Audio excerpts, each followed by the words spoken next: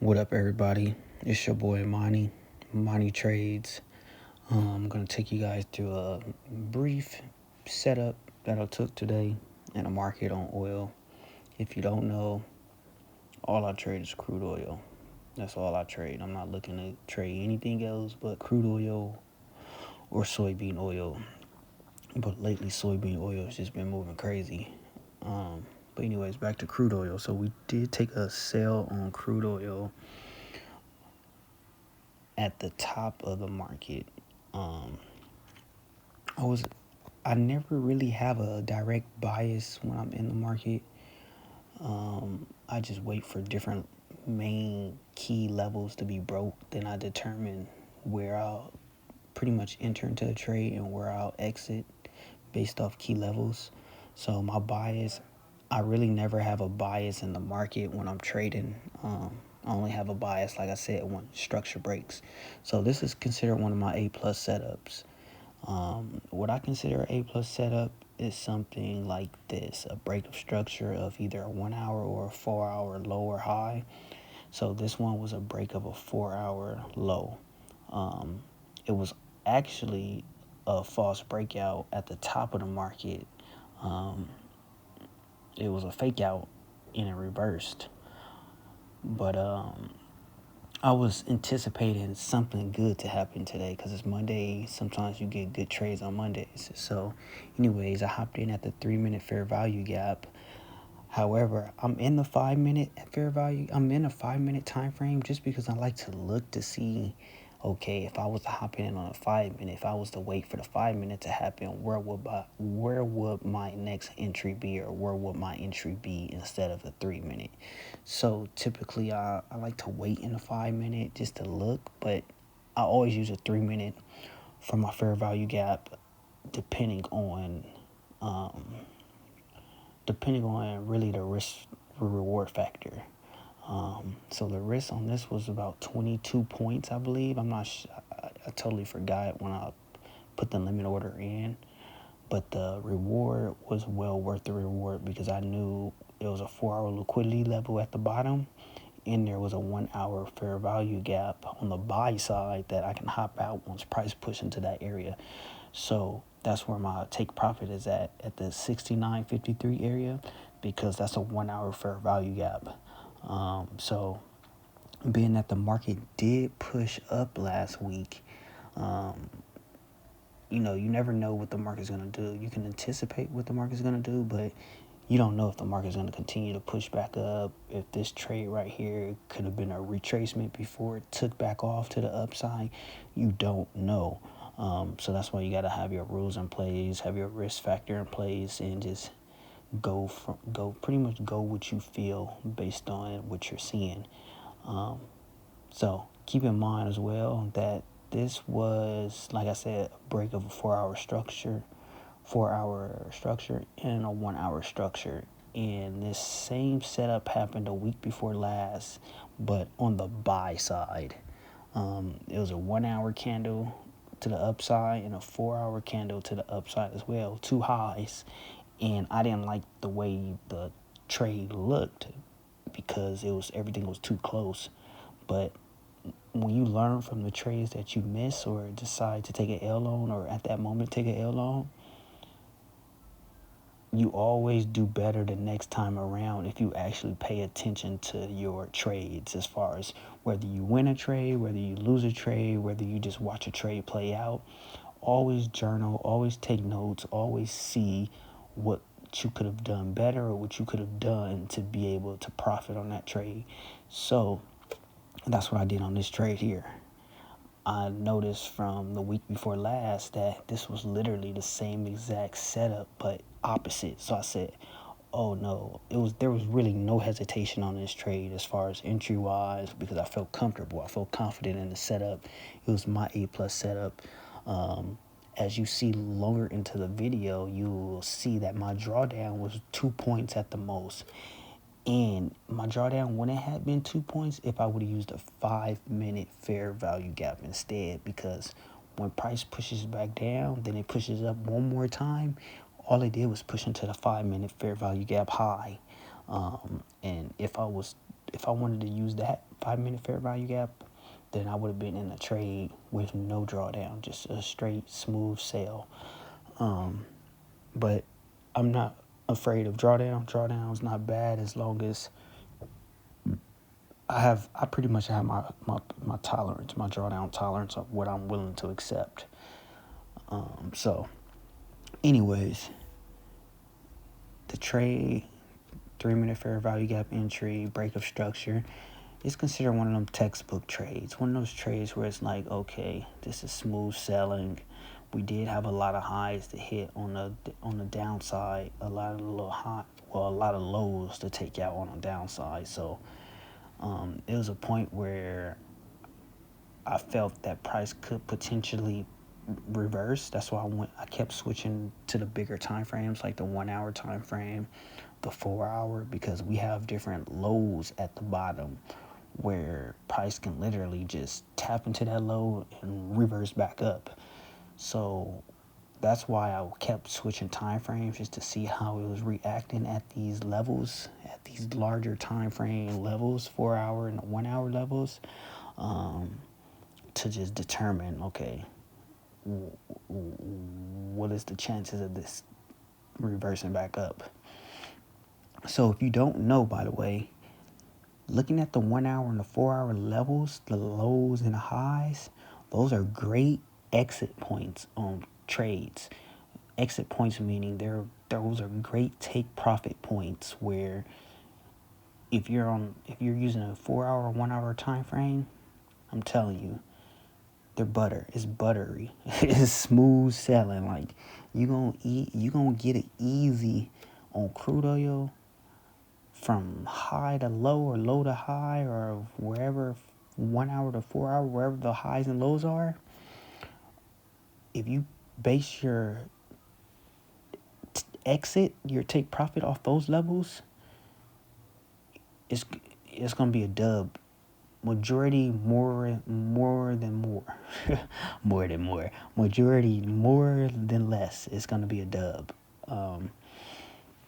So that's just like a fun fact if you guys don't know, as far as, damn, where should I take my exits at?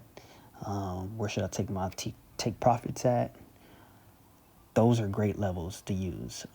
If you have the tolerance to sit in a trade for a couple minutes, or, this trade here, I was in this trade for about 16 minutes. So you can't complain. 5 contracts, 16 minutes. My TP was $195, but as you watch more into the video, they tried to slip me this time. They slipped me last week, and I was pissed. So this time I said, okay, they tried to slip me again, and when they got to my take profit area, they only canceled out 4 contracts. So I had to manually cancel out the next one. So I said, forget it, I'm just going to cancel it out. I don't care. It was a good trade. It followed my rules. It followed my game plan. I took the trade, and that was that. So if you've seen my videos from last week, I did not upload one. I did take an L last week as well in the market. I believe that was on a Friday. I'm going to upload that. That was February 28th. Today is March 3rd. So March 3rd, Monday. So today was a sale. And yeah, they tried to slip me again, which I wasn't having it, and I adjusted accordingly compared to last week, if you've seen that video that I posted regarding being slipped. So anyways, I don't want to go into a long rant, just keep talking.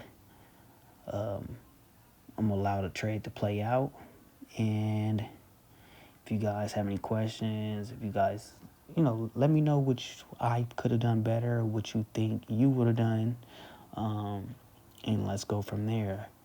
First trade of the week, Monday.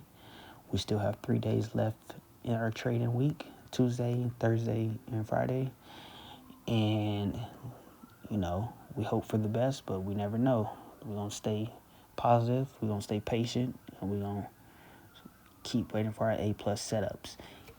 And also, don't get discouraged when you don't compare yourself to other traders where they may be trading 20 contracts, 100 contracts, 15 contracts, making whatever they making. Start small. Start what your account can afford to risk.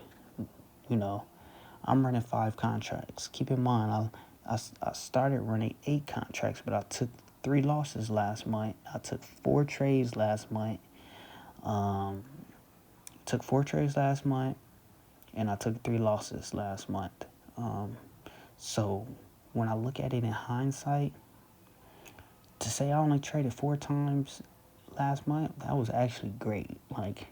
4 trades in a month was pretty good. I never traded that low volume.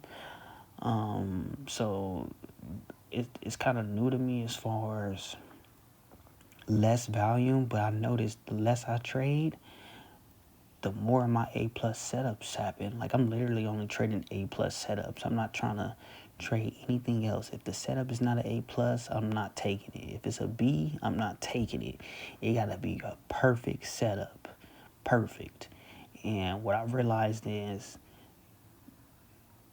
the patient you are in the markets, I'm taking all sniper shots, straight snipers trades. I don't want to be in nothing that's not a A+ headshot. I want headshots in the market, that's it. So that's the only thing I'm trading in. That's the only thing I'm shooting at, headshots. If it ain't a headshot in the market, I don't want to trade it. So that's what I've been doing, and I've just been a lot more patient, especially when it's your money on the line. You are extremely patient when you're taking these trades.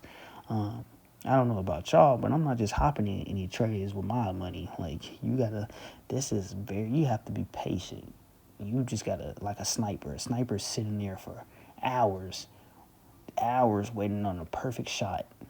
A tiger is sitting there waiting patiently for his prey. That's exactly the way I'm treating these markets. I'm just sitting here waiting patiently, waiting for headshots, waiting for kill zones, waiting for it to eat. That's how you got to treat your trading. So that's how I'm treating my trading. So last month, 4 trades, took 3 losses, and that's about that. So also keep in mind too that these 3 trades that I took last month was during the end of the month. So I started trading during the end of the middle of February, close to the end. So I missed all the good beginning week setups.